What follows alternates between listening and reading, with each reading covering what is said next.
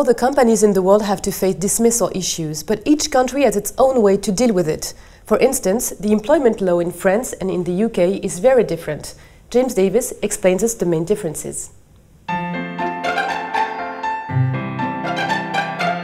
Hello, Mr. Davies. Hello. What is the main difference between France and the UK in case of a dismissal?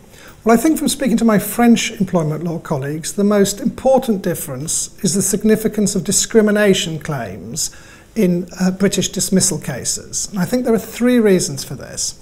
The first reason is that in order to bring a basic unfair dismissal case in the UK, you need to have been employed for 2 years, whereas in a discrimination case, you can bring it from the first day of employment. The second is the amount of compensation that's available.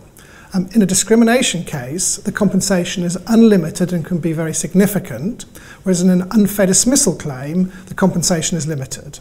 And the third difference is, from my own experience impression, I think it's easier for an individual to win a discrimination case in the UK than it is in France. Are there any other differences? Well, another difference is the role of documents in France and the UK.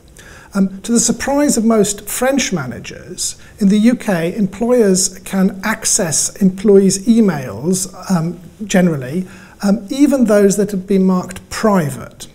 Another difference with the documents is the employer in the UK has to disclose all documents, even those that are not helpful to the employee's case.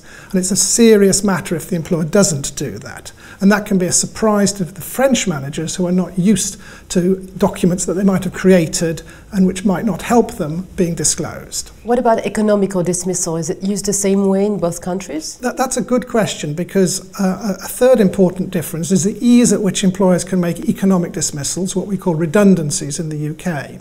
The courts and tribunals rarely look at the underlying business reasons for the dismissal, and the employer can make small changes to a job in order to justify the replacement of one employee by another for economic reasons, and that can take a short period of time, perhaps a week, and is a pretty safe way of dismissing somebody. Thank you, Mr. Davies. Thank you very much.